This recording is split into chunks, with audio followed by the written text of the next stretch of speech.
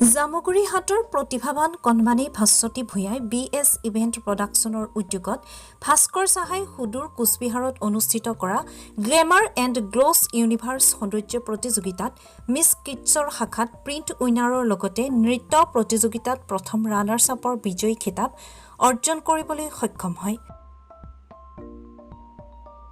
জামুগুৰিহাটৰ কৰতিপাৰাৰ নিবাসী 8 বছৰীয়া প্ৰতিভাৱান কণমানি তথা নদুৱাৰ জাতীয় বিদ্যালয়ৰ 2য় শ্ৰেণীৰ ছাত্ৰী ভাস্বতী ভূঞাই অসমৰ বিভিন্ন প্ৰান্তত অনুষ্ঠিত কৰা সৌন্দৰ্য প্ৰতিযোগিতাত বিজয়ী খিতাপ অৰ্জন কৰি অঞ্চলটোলৈ গৌৰৱ কঢ়িয়াবলৈ সক্ষম হয়।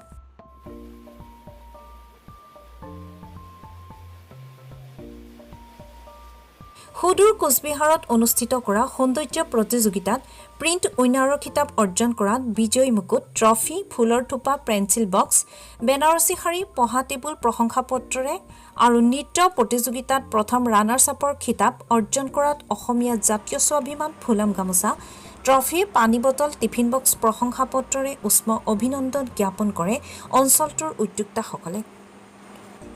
প্ৰতিভাৱান কণমানি ভাস্বতী ভূঞাক নগাঁও জিলাৰ আমোলাপট্টি নাট্য মন্দিৰ মঞ্চত অসম মানৱ কল্যাণ ফাউণ্ডেশ্যনৰ তৰফৰ পৰা child artist of the year নামৰী এৱাৰ্ড 2024ৰ বঁটা প্ৰদান কৰে।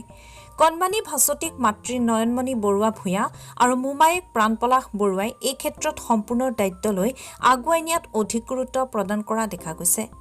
ভাস্বতীয়ে বিজয়ী খিতাপ অৰ্জন কৰি অহাত গুৱাহাটীস্থিত জ্যোতি চিত্ৰবনত মাতৃ নয়নমণি বৰুৱা ভূঞাক এখনি ফুলাম গামোচা আৰু ফুলৰ থোপাৰে উষ্ম সম্বৰ্ধনা জ্ঞাপন কৰে। ভাস্বতীৰ এনে বৃহৎ সফলতাৰ বাবে সাংস্কৃতিক মহল আৰু জামুগুৰিহাটবাসী ৰাইজে ভূয়সী প্ৰশংসা কৰে।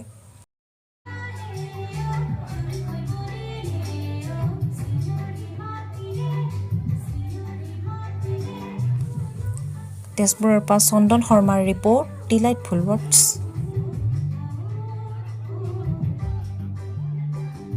নমস্কাৰ, মোৰ নাম শ্ৰী ভাস্বতী ভূঞা। মই কোচবিহাৰৰ সৌন্দৰ্য প্ৰতিযোগিতাত কিডছ শাখাত প্ৰিণ্ট উইনাৰ পাবলৈ সক্ষম হৈছোঁ আৰু তাৰ লগতে ডেন্সৰ প্ৰতিযোগিতাত ফাৰ্ষ্ট ৰানাৰ্ছ আপ পাবলৈ সক্ষম হৈছোঁ। তুমি কোন স্কুলত পঢ়া? নদুৱাৰ জাতীয় বিদ্যালয়। কোন ক্লাছত পঢ়া? ক্লাছ 2। যেতিয়া ফাৰ্ষ্ট 4 বছৰ বয়সৰ পৰা আৰম্ভ কৰিছে, তাই প্ৰথম যেতিয়া মডেলিং জগতত খোজ দিছে তেতিয়া আমাৰ জামুগুৰি আইবিত হৈছিলে প্ৰথম। জামুগুৰিত তেতিয়া তাই একোৱেই পোৱা নাছিলে, কাৰণ প্ৰথম মডেলিঙৰ কথাতে একো ভূ ভাই একো পোৱাই নাছিলে। আমি তাইক খালি ভয়টো ভাঙিবৰ কাৰণে দিছিলোঁ আগবঢ়াই। তাৰ পিছত বিশ্বনাথ চাৰিআলিত কৰিলেগৈ। বিশ্বনাথ চাৰিআলিত বিচাৰকৰ বিশেষ বঁটা পালে আৰু বালিপাট কৰিছিলে, বালিপাটো তেনেকৈ বিচাৰকৰ বিশেষ বঁটা পাইছিলে। তাৰপৰা বিশ্বনাথ চাৰিআলিত যোনবাৰ বিচাৰকৰ বিশেষ বঁটা পাইছিলে, সেইবাৰ তাৰ পিছতে আমি গুৱাহাটীলৈ ইনভিটেশ্যন পালোঁ। আমাৰ চিনাকি বাইদেউ এজনীয়ে মাতিলে, গুৱাহাটী মাছখোৱা ITIত এখন ডাঙৰ সৌন্দৰ্য প্ৰতিযোগিতা আছে, তাত সাগৰিকা ৰয় মেমে পাতিছিলে। তাৰপিছত তালৈ আমি ভাস্বতীক লৈ গ'লোঁ। লৈ গৈ ভাস্বতীয়ে তাত ফাৰ্ষ্ট ৰানাৰ্ছ আপ প্ৰথম পাইছে। তাৰপৰা কৰিলে ঢেকীয়াজুলিত উইনাৰ হ'ল। তাৰপৰা গ'ল হেৰিয়ত ৰাঙাপাৰাতো উইনাৰ হ'ল। তাৰপৰা গুৱাহাটীত টাউন ক্লাব, ৰুক্মিণী ভৱন, এই গোটেইখিনিতে কৰি পেলাই তাই উইনাৰ পাইছে।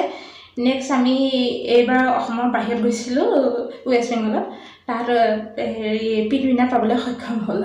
ভাস্বতীয়ে ক'ত অনুশীলন কৰিছিলে, মডেলিং হওক বা নৃত্য? ভাস্বতীয়ে নৃত্য অনুশীলন কৰিছিলে ধলাইবিলৰ বিশাল বৰা বুলি কয় তেওঁৰ ওচৰত কৰিছিলে, আৰু মডেলিঙৰ কৰিছিলে বিশ্বনাথ চাৰিআলিৰ বৰ অসম একাডেমীৰ ৰশ্মি বৰা মেমৰ তাত। তো কি ক'ব, কেনেকুৱা সঁহাৰি আপোনালোকৰ ঘৰৰ পৰিয়ালৰ তৰফৰ? আমাৰ ঘৰৰ পৰা বিশেষকৈ মোৰ মা আৰু দাদাৰ ছাপোৰ্টাৰ বহুত বেছি আছে তেওঁলোকৰ, আৰু তেওঁলোকৰ সহায়তহে মই আজি এইখিনি পাবলৈ সক্ষম হৈছোঁ, ভাস্বতী আৰু মই। আমাৰ সফলতাত মা